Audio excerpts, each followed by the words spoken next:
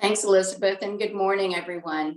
I'm Jenny McNaughton, and I serve as the co-chair of the Agencies and Applications for Impact. I'm going to walk you through the two-step application process. So before we award our funds, it's important that we have a good sense of each applicant's overall readiness to implement a $100,000 grant. So really a critical step for us in fulfilling our responsibility to be good stewards of our members' financial contribution. This two-step approach provides us with insight into organizational as well as financial readiness before an agency spends a bunch of time and energy completing a project application. The other thing it does for us is allows our grant reviewers to really focus on the details and merits of the proposed projects themselves.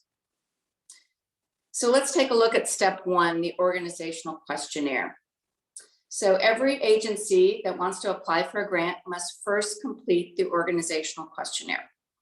It's largely comprised of yes and no or multiple choice questions, and it should take less than an hour to complete.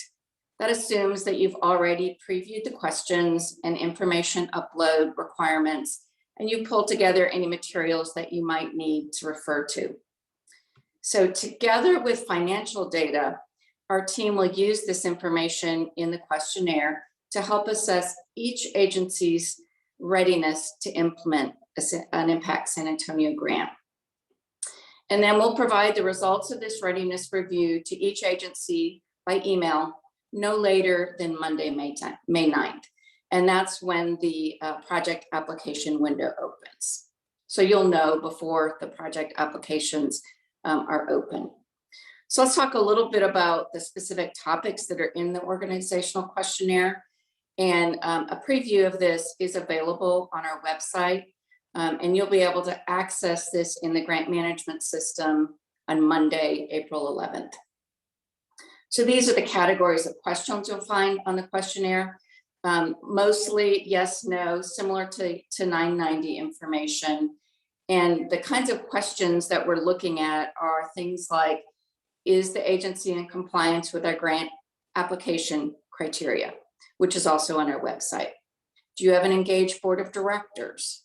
Do you have appropriate insurance coverages and practice to help manage risk? Making sure there aren't any concerns about legal or ethical compliance. And lastly, have standard financial policies and governance procedures in place.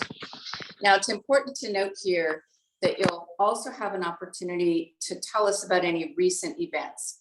This includes things that can indicate changes to your agency's financial situation that may not be fully reflected in your recent financials due to timing.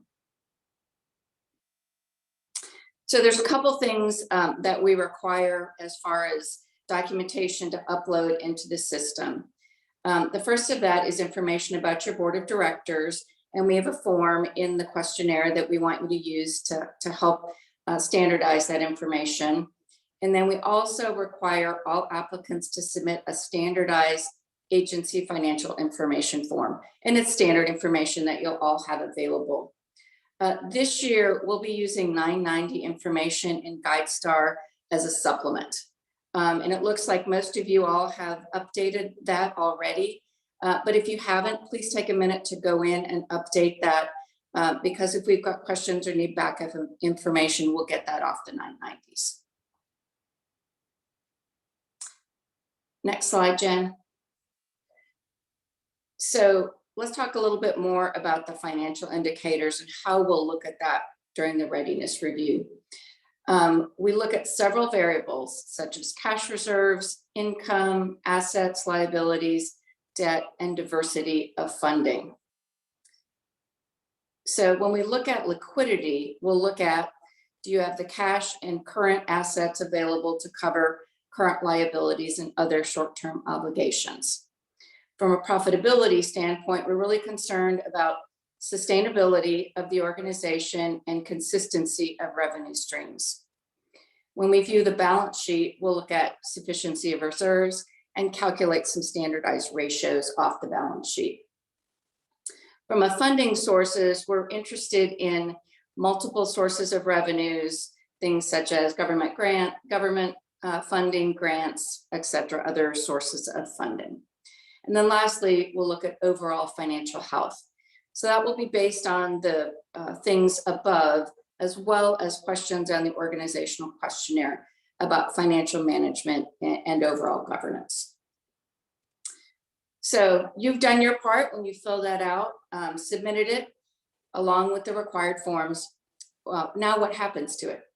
So what we do is we have a team led by agencies and applications that will use the information you provide on the questionnaire together with the financial information we discussed to complete what we call a readiness review. The team will assess each applicant agency's readiness to implement an Impact San Antonio grant.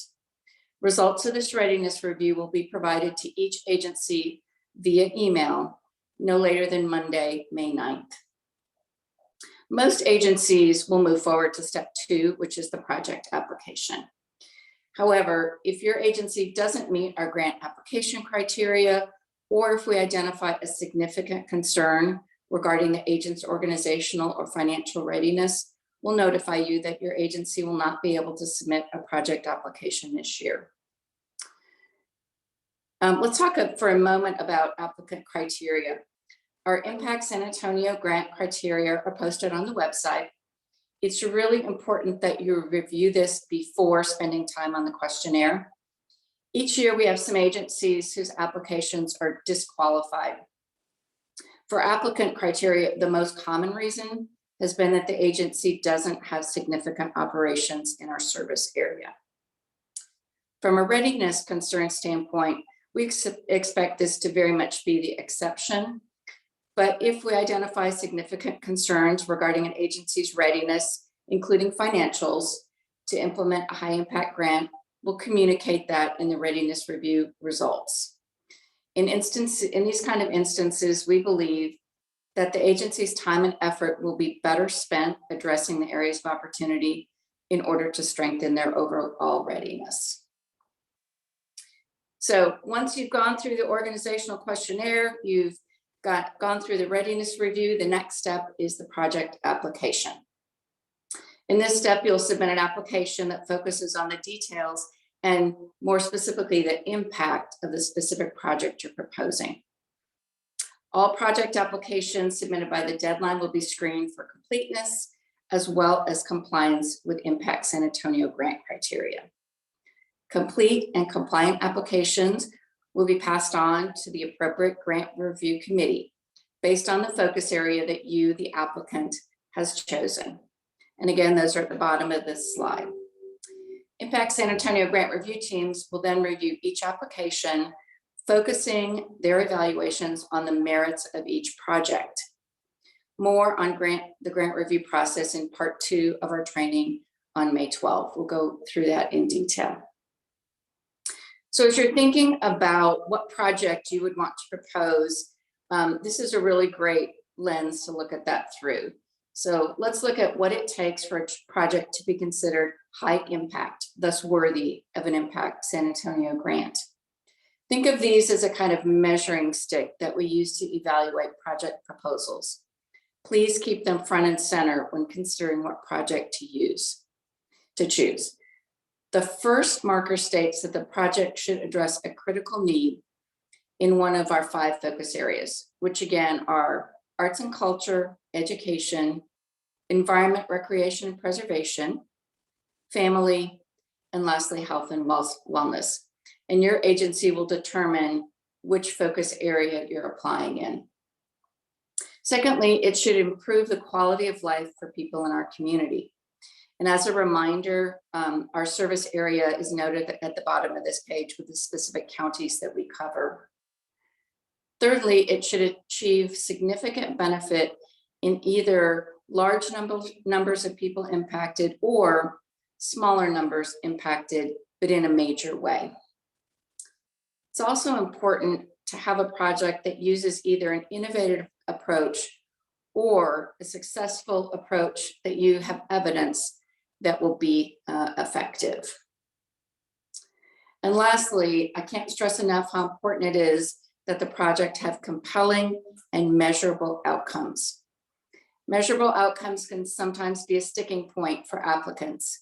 Make sure that the project you're proposing can be measured.